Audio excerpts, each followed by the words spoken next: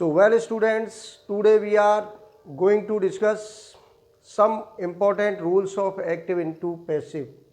So during the last time we were discussing about the rules of active into passive and we have completed the rules of present indefinite and past indefinite. But we have told you that there are some particular rules of active into passive which are related to interrogative word. So now we are discussing some important rules of who, whom, what. These are three most important.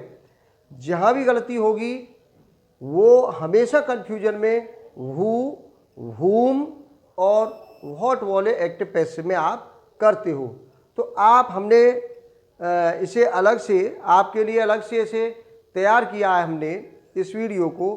इसे ध्यान से आप पढ़ना और note करना इसके नियम को, और लास्ट में हम कुछ सेंटेंस भी आपको देंगे एक्सरसाइज के लिए, आप उनको भी करना, तो जिससे आपको अभ्यास हो जाए जिसमें कोई गलती न हो। तो चलिए हम अपनी वीडियो स्टार्ट करते हैं। आप अपनी नोटबुक निकालिए और सभी इंपॉर्टेंट पॉइंट्स को इसको नोट करते जाइए। तो ठीक है स्टूडेंट्स, देखिए अब आप हम बहुत इंपॉर्टेंट, देखिए एग्जाम में भी इनमें से मोस्टली पूछा जाता है इंटेरोगेटिव। कोई भी परीक्षा हो, बोर्ड हो, कंपटीशन की हो, तो मोस्टली इन्हीं में से आपको एक्टिव से पैसिव पूछता है, और वो मोस्टली गलत होता है, रॉन्ग हो जाता है आपसे, क्योंकि आप कन्फ्यूजन में आ जाते हो जब वो चार ऑप्शन देता है या फिर आपसे बनवाता है।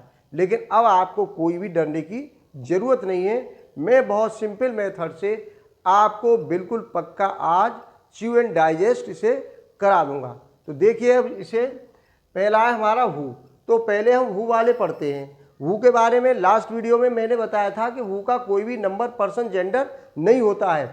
हु एक वचन में भी प्रयोग होगा, बहुवचन में भी प्रयोग होगा, तो इसका कोई डेफिनेट नंबर नहीं है, कोई पर्सन नहीं है, first person, second person, third person नहीं आएगा। जेंडर हु कोई स्त्रीलिंग नहीं है, न कोई पुल्लिंग है, आप जो मानो तो दोनों हैं। इसे फेमिनिन जेंडर मान लीजिए और चाहे आप मैस्कुलिन जेंडर मान लीजिए। लेकिन ये याद रखिए कि हु सब्जेक्ट है, नॉमिनेटिव केस है, और ये कर्ता बना है, और जब कर्ता बना है तो फिर इसका पैसिव भी बनेगा। अब पहला सेंटेंस लेते हैं हम, हु प्लेज ए मैच। तो सबसे पहले ड्यूटी क्या है आपकी, जब भी एक्टिव से पैसिव बनाओगे सबसे पहले आप पहचानोगे कि ये सेंटेंस किस टेंस का है। आप समझ गए किसका है, प्रेजेंट इंडेफिनिट का है। आपने प्लेज से समझ लिया। हु को हम पहले बता चुके हैं, ये क्या आपका सब्जेक्ट है, ये आपकी वर्ब है, ये आपका ऑब्जेक्ट है, ये मैच, बिल्कुल ठीक है। अब बात आती है, आपको पता है कि जब यहाँ हु सब्जेक्ट बना है तो ये पैसिव में आपका क्या बनेगा, ऑब्जेक्ट बनेगा, और जब ऑब्जेक्ट बनेगा तो इससे पूर्व क्या आएगा, बाई आएगा, और जब हु को ऑब्जेक्टिव केस में ले जाएंगे तो क्या हो जाएगा, वूम हो जाएगा। जैसे मैं यहाँ आपको समझाने के लिए थोड़ा लिख दूँ, जैसे ये मैंने पहले भी बताया था आपको, हु, whom और whose, ये बताया था आपको, और ये भी लिखा गया था, ये सब्जेक्ट है, ये आपका ऑब्जेक्ट है, और ये आपका पजेसिव है।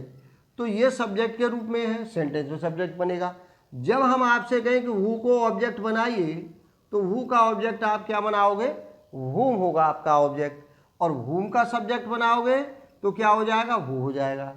तो बात तय हो गई कि यहाँ पर हु आया है, आपका ये सब्जेक्ट है, क्या है, सब्जेक्ट, इसमें क्या बनेगा, पैसिव में जाओगे तो ऑब्जेक्ट बनेगा।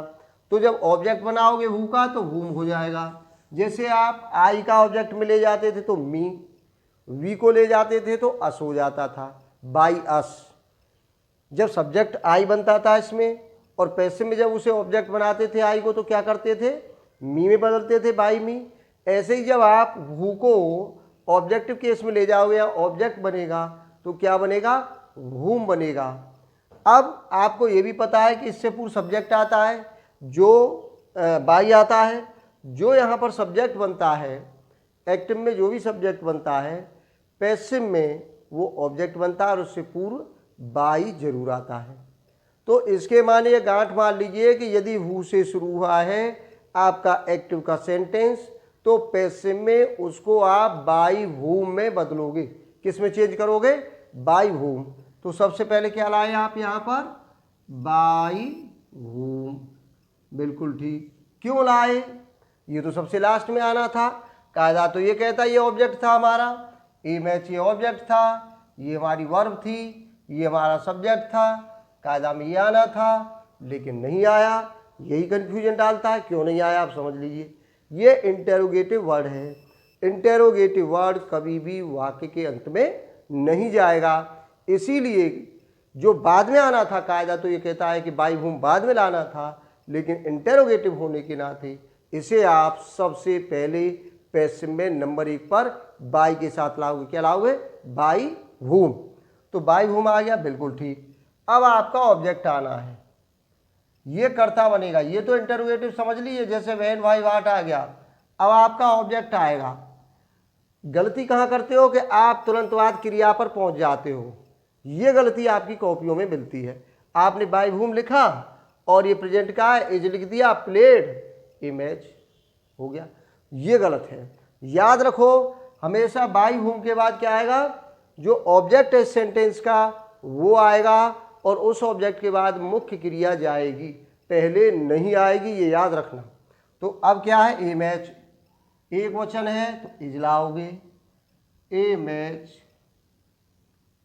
अब थर्ड फॉर्म लाइए, क्रिया के यहाँ आ गई आपकी, वर्ब यहाँ आ गई, प्लेड। तो बाई हुम इज ए मैच प्लेड। अब ये जो बाई हुम था वो यहाँ ना था, लेकिन नहीं लाओगे। एक बात हो गई, दूसरे पर आ जाइए। अब ऐसे ही इसे आप चेंज करिए तो क्या हो जाएगा? हुआ रहा है, सीधे चले जाइए बाई हुम। यहाँ तक कोई दिक्कत नहीं हुई। अब आपका ऑब्जेक्ट कौन सा है? यू ऑब्जेक्ट है, प्लूरल है, पास्ट इंडेफिनिट का है, ये तो पहचानना ही है आपको। कॉल्ड आ रहा है सेकंड फॉर्म। तो पैसिव में पास्ट इंडेफिनिट में क्या आता है? Was were. ये पहले वीडियो में आप पढ़ चुके हो। तो यू प्लूरल है तो क्या लाओगे? वार। अब इसके बाद क्या आ जाएगा आपका? बाई हुम वार। अब आपका ऑब्जेक्ट सब्जेक्ट बन गया यू। अब क्या आएगी आपकी? वर्ब आ जाएगी, कॉल्ड। तो by home were you called. अब तीसरा बना दीजिए, कोई बात नहीं, ये फ्यूचर का है, विल आ रहा है तो वो आया तो क्या करोगे आप? By home. आपका ऑब्जेक्ट कौन सा है? यू। ये कंप्लीमेंट है, ये आपकी वर्ब है, ये हेल्पिंग वर्ब है, ये आपका सब्जेक्ट भी है और इंटेरोगेटिव वर्ड भी है। तो ये तो बाई हुम हो गया, बिल्कुल ठीक। अब क्या आना है? ऑब्जेक्ट ही बात कह रहे हैं, विल आना है आपको, फ्यूचर का है तो विल। ऑब्जेक्ट आ गया आपका यू, सब्जेक्ट बनकर आ गया। इसमें क्या आती है क्रिया? बी। अब क्या आएगी? वर्ब की थर्ड फॉर्म ले आइए, इनवाइटेड एट होम है तो एट होम ले आइए। बिल्कुल तीनों से समझ में आ गया होगा। अब आपको ध्यान से देख लो, नोट कर लो। अब आ जाइए हुम वाला। ये ऑब्जेक्ट है, हम ये पहले बता चुके हैं, तीनों लिख करके हु हुम हुज। तो हु का ऑब्जेक्ट केस हुम होगा। अब यहाँ पर ये जो हुम है, कोई पूछेगा तो ये क्या है? ये आपका ऑब्जेक्ट है, ठीक। ये क्या है? सब्जेक्ट है। ये क्या है? वर्ब है। बन जाएगा पैसिव में। अब ये ऑब्जेक्ट बना है तो यहाँ पर ये सब्जेक्ट बनेगा तो क्या हो जाएगा? हु। और आप गलती क्या करोगे? बाई हुम लिख दोगे फिर यहाँ, जैसे वहाँ कर रहे थे यहाँ नहीं करना है। यही सोचना है कि हुम, क्यों? क्योंकि इसके लिए तो ये बैठा है, ये बैठे हैं यहाँ पर, ये फूफा जी बैठे हैं यहाँ पर, द टीचर, ये सब्जेक्ट है। बाई इन्हीं के साथ आएगा, बाई किसी के साथ नहीं आएगा। ये तो आपका ऑब्जेक्ट है, यहाँ पर सब्जेक्ट बन गया है। तो हु आ गया, हु सिंगुलर है या प्लूरल है, ये आप जानते ही, चाहे सिंगुलर मान लीजिए प्लूरल।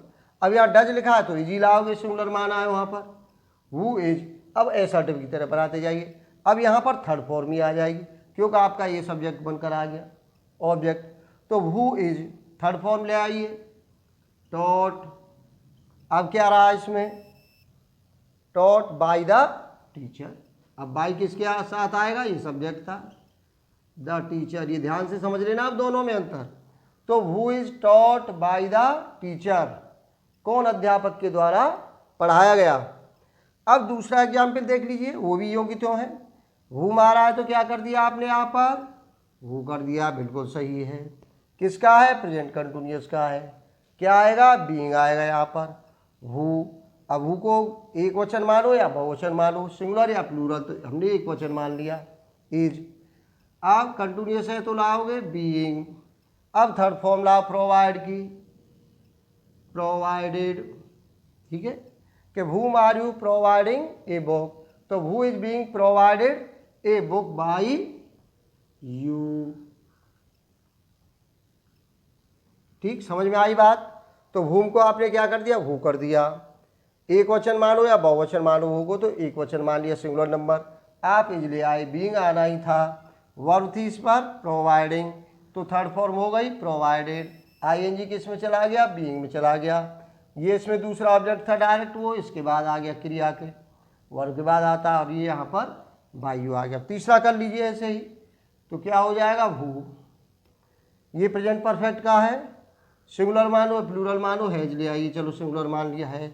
थर्ड फॉर्म लाइए, कौन सी है, कंसीडर्ड, तो whom have they consider there friend, उन्होंने किसको अपना मित्र मान चुके हैं, वे किसको अपना मित्र मान चुके हैं, तो वे आपका सब्जेक्ट है यहाँ पर, ये आपका ऑब्जेक्ट है यहाँ पर, ये थर्ड फॉर्म है, देयर फ्रेंड ये भी ऑब्जेक्ट के रूप में है, तो हु है। जब थर्ड फॉर्म लाओगे और इसमें बीन आता है, आपको ये भी पता है कि प्रेजेंट परफेक्ट में क्या आएगा, बीन आएगा, पास्ट परफेक्ट में क्या आएगा, बीन आएगा, फ्यूचर परफेक्ट में क्या आएगा, बीन आएगा।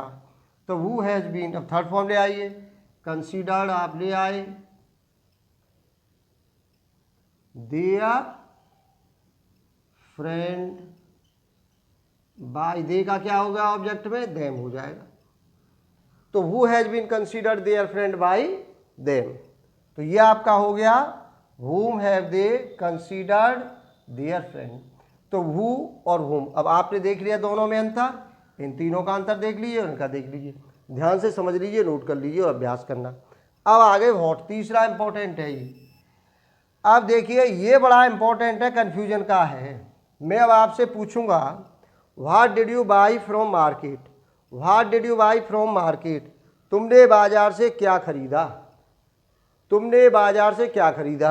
अब आप देखिए यहाँ पर, ये तो आपका कॉम्प्लीमेंट है, ये आपकी वर्ब है, ये आपका सब्जेक्ट है, ये क्या है, ये व्हाट भी क्या है, ऑब्जेक्ट है। कौन सा ऑब्जेक्ट, डायरेक्ट ऑब्जेक्ट है। जैसे यहाँ पर whom क्या था हमारा, इनडायरेक्ट ऑब्जेक्ट था। अब व्हाट को ही आप यहाँ पर सब्जेक्ट बनाओगे, देख लेना ये ध्यान से, पहली बार देख रहे होगे व्हाट। अब क्या आएगा इसके बाद, ये तो बन गया आपका कर्ता बन गया, क्योंकि ऑब्जेक्ट मान रहे थे हम, यहाँ पर मान क्या रहे थे, ऑब्जेक्ट ही था ये व्हाट, ठीक है, ये सब्जेक्ट है। तो एक वचन में लाओगे आप इसको, सिंगुलर मानोगे, what was bought from market by you. बात समझ में आ गई, ये आपका सब्जेक्ट बन गया था, इसके बाद मेन वर्ब आ गई आपकी, फ्रॉम मार्केट कंप्लीमेंट हो गया बाय यू।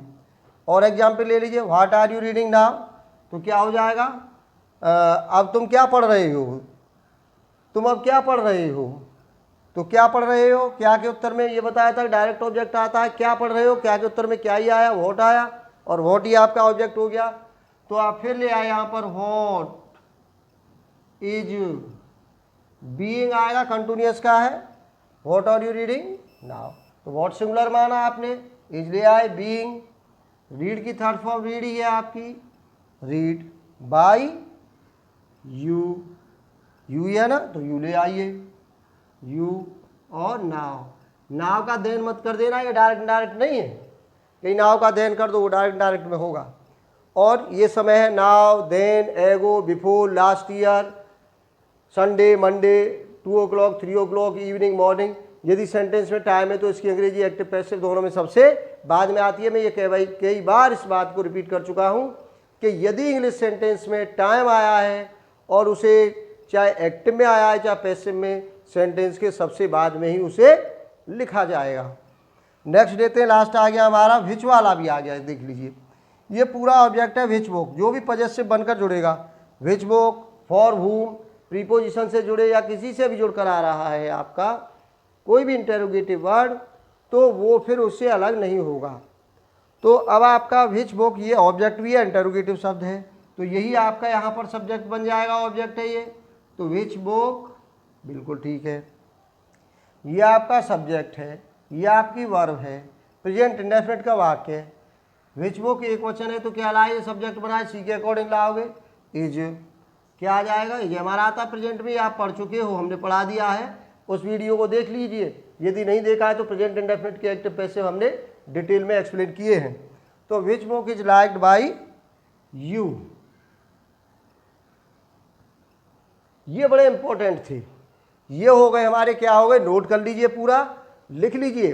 ये बहुत इंपॉर्टेंट है। क्यों इंपॉर्टेंट है, क्योंकि जितना समय आपको बाकी और एक्टिव से पैसिव में लगेगा, आर्ट टेंस के पढ़ने, अफर्मेटिव नेगेटिव में लगेगा और रूल्स को सीखने में, उससे ज़्यादा समय इनको सीखने में लग जाता है। इसलिए हमने पर्टिकुलर वीडियो इसके ऊपर आपके लिए बना दी है।